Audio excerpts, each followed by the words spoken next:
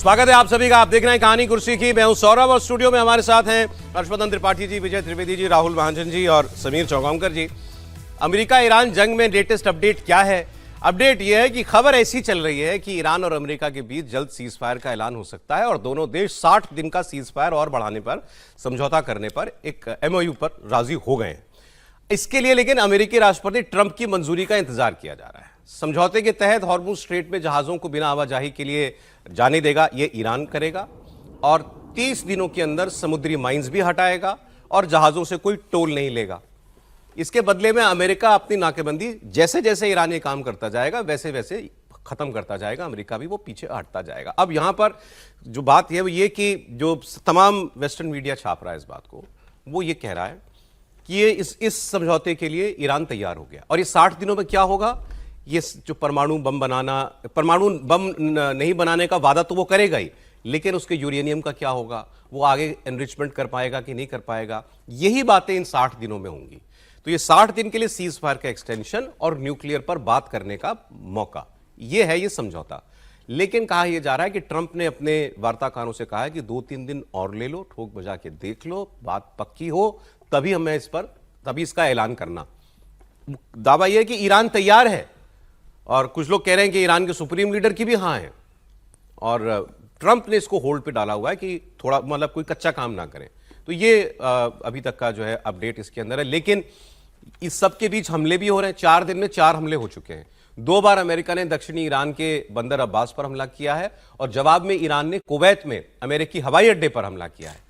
और दावा यह कर रहा है अमेरिका कि स्ट्रेट ऑफ हॉर्मुज में भी जो उसके ठिकाने हैं जहाज वगैरह, उनके ऊपर 4 ड्रोन से, 1 वे ड्रोन से जो है वो हमला किया गया था। तो ये खबर है सर, अभी भी नहीं होना कुछ? मतलब ये सारी खबरों से पता ही चल रहा है कि मित्रता बढ़ने वाली है ना। देखिए एक दिशा में हर रोज कुछ ना कुछ अपडेट हो रहा है। लेकिन जो आपने इफ बट्स जो आप कहते हो ना, इफ बट में सबसे बड़ा तो है कि ट्रंप साहब की मंजूरी। तो ट्रंप साहब की मंजूरी का तो सबसे बड़ा संकट है ना कि वो किस दिन किस बात पे मंजूर होते हैं। जैसे अभी ये हवाई अड्डे पर निशाना बनाया कुवैत में, तो उससे भी नाराज हो सकते हैं कि ये क्या, ये ठीक नहीं चल रहा है, इस तरह से काम नहीं चलेगा। नहीं, लेकिन ये खबर बढ़ रही है, लेकिन ये वैसा के वैसे ही वो जो ये खबर सच क्यों प्रतीत होती है, मैं आपको बताऊं, मेरा नहीं ये बढ़ रही है बात आगे कि उन्होंने ये कहा कि ये 60 दिन में हम न्यूक्लियर पर बात करेंगे। हाँ, तो वो जो स्टिकी पॉइंट है उस पर डिस्कशन के लिए ये वक्त निकाला गया है और वो 60 दिन फिर स्ट्रेट ऑफ हॉर्मुज खुल जाएगा, ये अच्छी बात होगी। ये अच्छी बात होगी। 3-4 दिन बताऊं आपको, ये जो आप कह रहे हैं न्यूक्लियर वाला, तो मैं हमेशा इस बात पे कह रहा हूं कि वो सबसे आखिरी पॉइंट होगा, क्योंकि वो पॉइंट पर यदि बात होगी तो फिर तो कुछ बचेगा नहीं ना आपके पास। जो बोला जा सबसे बड़ा स्टिकी पॉइंट है, कह दिया है कि 14 जून तक को डिस्टर्ब मत करो। 14 जून का उनका जन्मदिन है, 80 साल के हो रहे हैं और 14 दिन को वो व्हाइट हाउस के अंदर एक बॉक्सिंग फाइटिंग कंपटीशन करा रहे, फ्री स्टाइल करवा रहे और UFC को उन्होंने ऑर्डर दे दिया है कि 1 लाख लोग देखने आएंगे और वर्ल्ड के टॉप फाइटर लेकर आओ, उनके यहाँ पे लड़ाई होगी और हम पूरा परिवार बैठ के देखेंगे।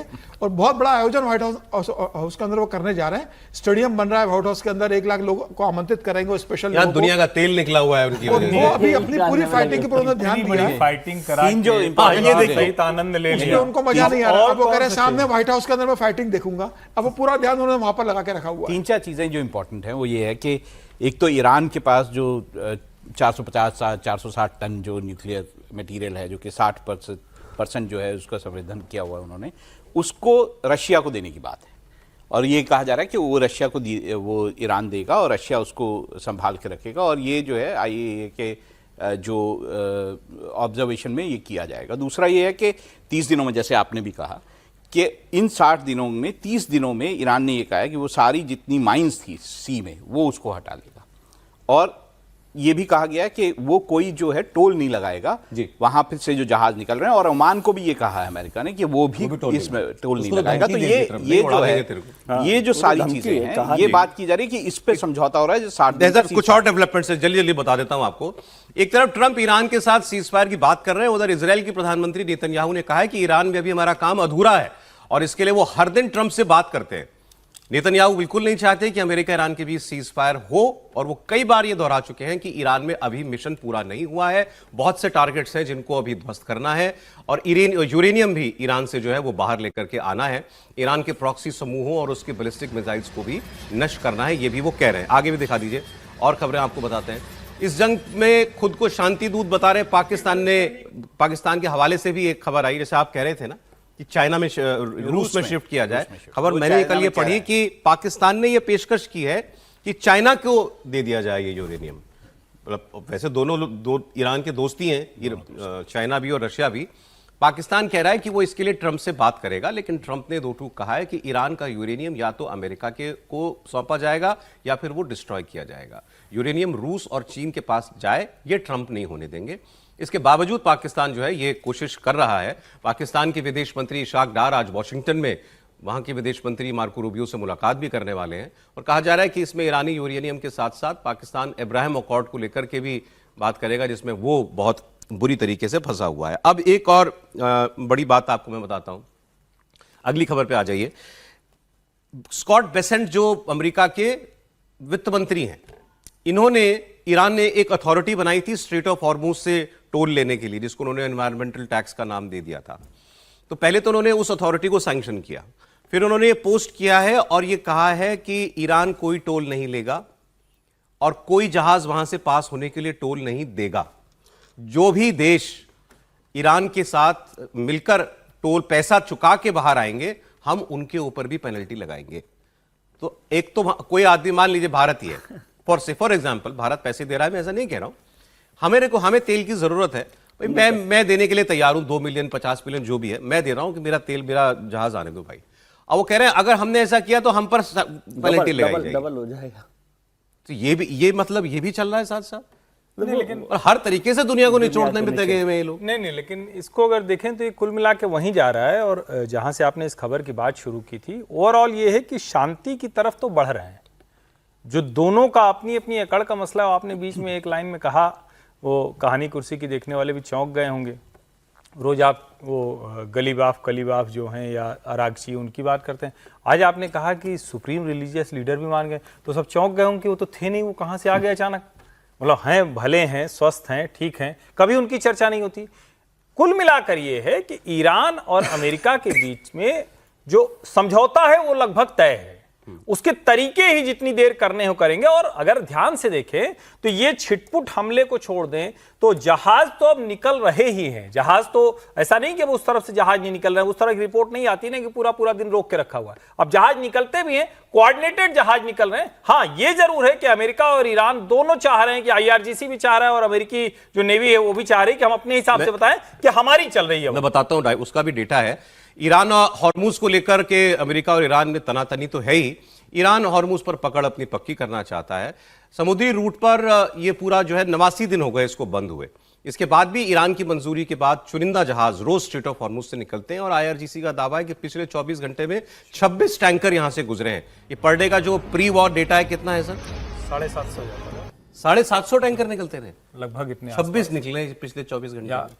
नहीं, 750 नहीं, 100 के ऊपर, 100 के ऊपर, 750, 120, 140, 100 के ऊपर। और अभी जो है 26 टैंकर्स जो है वो निकले हैं। दूसरा इजराइल की बात जो हम कर रहे थे, वो भी एक बड़ा रोड़ा है शांति में। अब वो लेबनान को धुआं किए हुए है। ये देखिए, ये लेबनान की तस्वीर है। कल बताया गया कि बहुत टारगेटेड किलिंग की गई है किसी हिजबुल्लाह नेता की, उसके अपार्टमेंट में मारा गया है उसको। बता दीजिए सर क्या वो जो है वो कह रहा है कि गाजा पे 60% वाला जो बात है, ये 70% हम चाहते हैं। हाँ, वो ये ट्रंप का, नेतन्याहू का बयान है कि हमने 60% गाजा पे कब्जा किया है और मेरा डायरेक्शन है कि 70% पर हम कब्जा करेंगे। अब वो लेबनान में बॉम्बिंग कर रहे हैं, गाजा के अंदर और घुस रहे हैं, और ट्रंप कह रहे हैं अब्राहम अकॉर्ड साइन करो नेतन्याहू के साथ। ये सब कैसे हो सकता है? ये एक बड़ा सवाल है। नेतन्याहू का बयान भी एक है, वो चला दीजिए जरा, देखते हैं।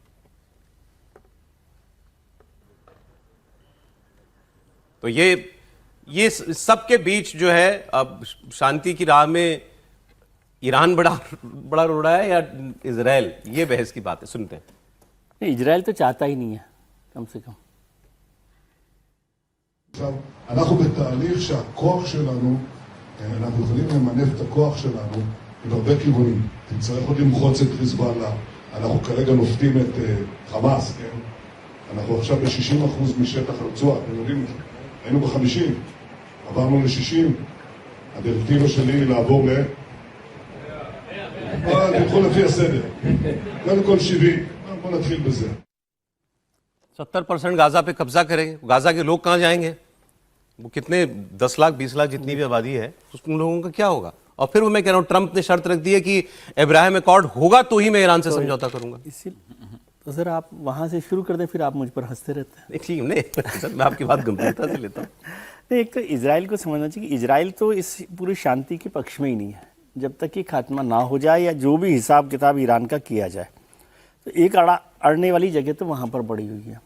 और ट्रंप साहब को इतना आसान वो मत समझिए नेगोशिएटर, वो तो 100% निचोड़ने वाले लोगों में से हैं कि कैसे किसी भी चीज़ पर किया जा सके। और ये भी एक बड़ा मुद्दा जो आपने कहा कि वो रशिया और चाइना को न्यूक्लियर जो एनरिचमेंट मटेरियल है वो वहाँ सौंपने के लिए तैयार ऐसे नहीं होने वाले हैं। उसकी तो एक बड़ी, यदि होगा भी तो उसकी वो बड़ी कीमत वसूलेंगे। बड़ी कीमत मतलब किसी भी दूसरे तरीके से। तो इतना आसान काम वो नहीं है। लेकिन ये है कि फिर भी अभी एक तरह से युद्ध थमा हुआ है और धीरे धीरे जो भी बात चल सकती है वो चल रही है। सीज़फायर बढ़ने की बात तो हो गई, चलिए समझौता नहीं भी हुआ तो 60 दिन और शांति तो रहेगी, ये भी अच्छी बात है दुनिया के लिए। अब जरा पाकिस्तान वाली बात आपको बताता हूं। मैंने आपको बताया कि इनके विदेश मंत्री अमेरिका में है और पाकिस्तान की कोशिश तो होगी कि इब्राहिम अकॉर्ड वाली बात जो है इस पर हमारी गर्दन जो है वो छोड़ दी जाए। इनके रक्षा मंत्री का बयान हमने आपको कल परसों दिखाया था, जिन्होंने खुल के कहा था कि भाई हम जिस आदमी पे एक सेकंड भरोसा नहीं कर सकते नेतन्याहू पे और उस देश पे, तो हम उसके साथ कैसे कोई समझौता कर लेंगे, हम तो उसको एक्सेप्ट नहीं करेंगे। हमारे पासपोर्ट पे लिखा है कि this is not valid for Israel. तो अब ये बयान तो इन्होंने दे दिया। खबर ये पाकिस्तान के ही लोग बता रहे हैं कि इसके बाद आसिम मुनीर ने इनको खूब फटकारा, रात भर ये बेचैन रहे और फिर ये खबर सब दुनिया ने छाप दी थी। उनके यहाँ शायद अल जजीरा ज़्यादा चलता है, ज़्यादा तरजीह दी जाती होगी। अल जजीरा ने खबर की कि इन्होंने ऐसा बोला, अल जजीरा से वो खबर हटवाई गई। क्या क्या किया गया, इतना किसका डर था, ये देखिए आप। ख्वाजा मोहम्मद आसिफ साहब ने यह कहा कि यह सवाल ही पैदा नहीं होता कि हम इब्राहिमी माहदे को एक्सेप्ट करें और हमें कोई मजबूर करे। हम एक इंडिपेंडेंट सॉवरन मुल्क हैं, हमें कोई मजबूर नहीं कर सकता। ये पूरी रात ख्वाजा आसिफ सो नहीं सके और मुख्तलिफ लोगों को फ़ोन करते रहे और कहते रहे कि मैंने तो ये बयान कभी भी नहीं दिया, ये छप क्यों गया है।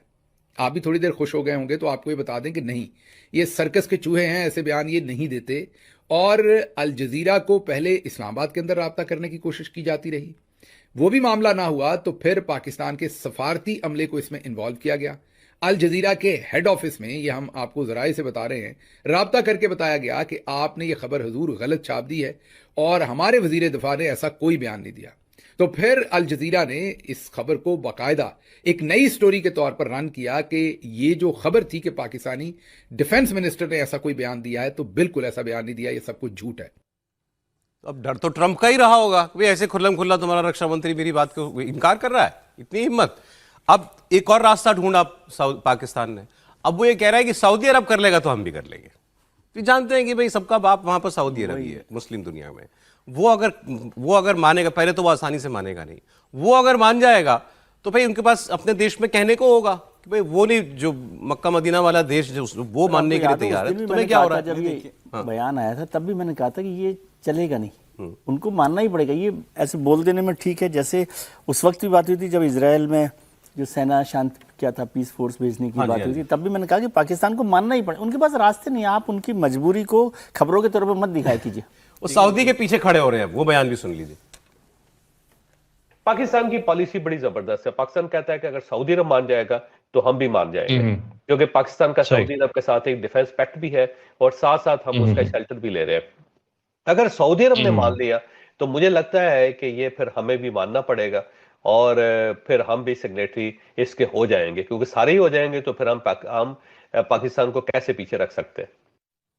वो एक कहावत है ना कि नमाज माफ कराने गए थे और रोजे गले पड़ गए, तो वो हो गया पाकिस्तान के साथ। इनको मीडिएटर बनने का शौक था, ट्रंप ने कहा फिर ये भी करो तुम। देखिए, अब अब्राहम अकॉर्ड जो है उसकी 4 सिग्नेटरी हैं, यूएई है, बहरीन है, मोरक्को है, सूडान है इस वक्त। और जो अब ट्रंप साहब चाहते हैं कि बाकी लोग जो हैं, Pakistan, Saudi Arabia, Qatar, Turkey, Jordan, ये लोग भी इसको साइन कर लें, यानी इजराइल की एग्जिस्टेंस को पहचान दें या मान लें कि वो इजराइल जो है वो एक कंट्री की तरह उसको एग्जिस्टेंस अपने गले में फांसी लगा ले। तो अब टर्की क्या ऐसा कर सकता है अपने यहाँ पर जो विरोध है जिस तरह का? सऊदी अरेबिया पहले ही मना कर चुका है इस बात को लेकर। पाकिस्तान में हालत आप भी ये गरीब क्या करेगा, मैं ये जानना चाहता हूँ आपसे।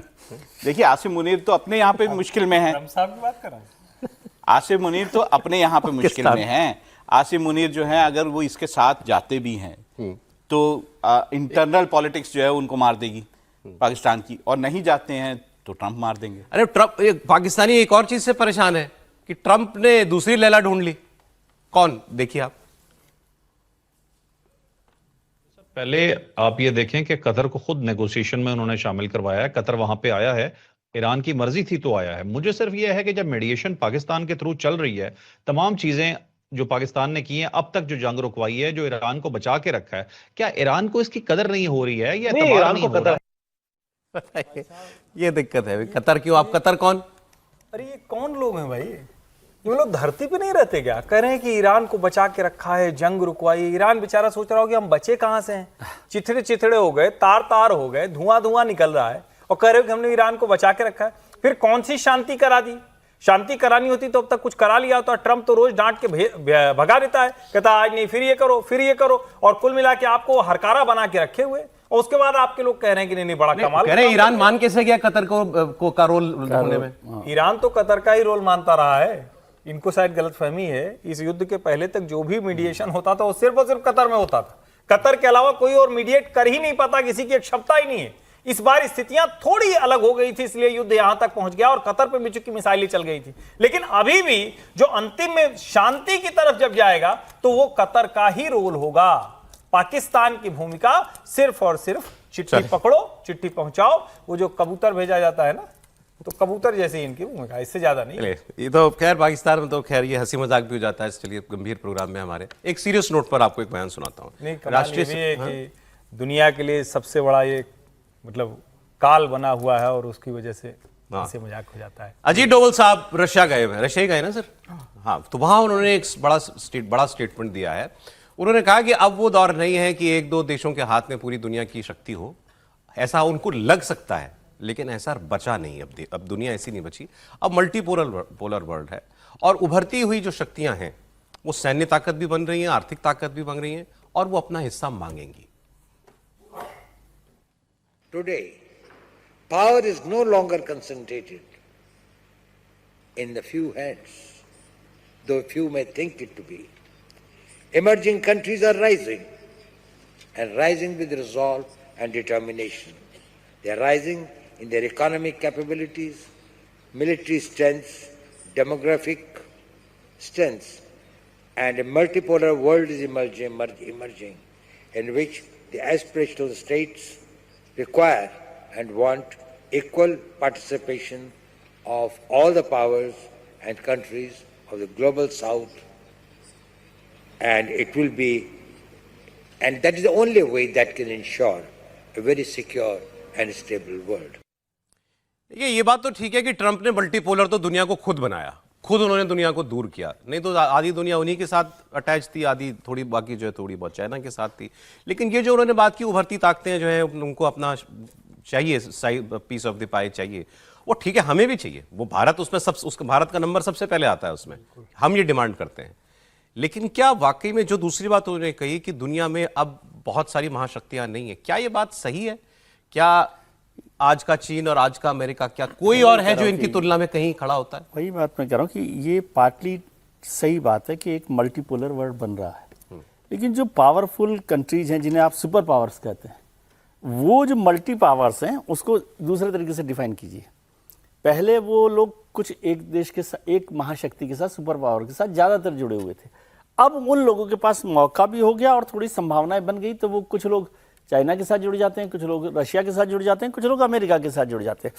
उन तीनों सुपर पावर्स की ताकत कम नहीं हुई है, चाहे कितने भी मल्टी पावर हो। रशिया को ना कहें सुपर पावर। अब रशिया सुपर पावर कैसे नहीं? अब रशिया की चीन और अमेरिका से तो तुलना नहीं हो सकती। नहीं, चीन से नहीं हो सकती, लेकिन रशिया सुपर पावर। हाँ, और रशिया ने तो साबित सुपर पावर को कैसे समझते हैं? सुपर पावर का मतलब है कि इकोनॉमिक एंड मिलिट्री माइट नहीं, इकोनॉमिक एंड मिलिट्री माइट है उसका। वो किसी के दबाव में आ रहा है। आज भी जिस तरह से उसने सुपर पावर का मतलब है कि आप दूसरे के दबाव में नहीं आते। यूएसएसआर तब था, उसके बाद टूटने के बाद यूक्रेन आप रूस को रोक पाए लड़ने से। 4 साल तक भी ये बात ठीक है कि रूस जो वही करता है जो उसको सुपर पावर का मतलब और आज की दुनिया में सबसे बड़ी चीज उसके पास अपना तेल है। हाँ, तो वही तो सुपर पावर है, और एक इसलिए सुपर पावर के तौर पे वो वहां पर। ये अब इंडिया की बात है ना, वो तो हमारी बात करने गए थे ना वहां पे। एक्चुअली मैं उसी पे आ रहा हूं। ये कहने में ठीक है कि भाई अमेरिका और चाइना फिर कोई और है कि नहीं है, लेकिन आज जरा आप देखिए, और उसमें इंडिया लीडरशिप पोजीशन पर है, वही यानी वो ड्राइविंग सीट पर है। आज उन सुपर पावर्स के बीच में अलग अलग प्लेटफॉर्म है, वही कह रहा हूं। कहीं क्वाड है तो कहीं एससीओ है, कहीं ब्रिक्स है तो कहीं दूसरे ऐसे समिट हो रहे हैं, कहीं यूरोपीय यूनियन के साथ एक समिट हो रहा है तो कहीं दूसरी तरफ गल्फ कंट्रीज के साथ हो रहा है। ये मल्टीपोलर जो कहें कि पावर एक जो सिनेरियो था वो कभी नहीं था। तो इसलिए बस जो वो डोभाल ठीक कह रहे है, हैं वो वो एकदम पार्टी। दुरुस्त बात कर रहे ये हैं। तो हमें हमारा हक हिस्सा मिलेगा। हम ले रहे हैं,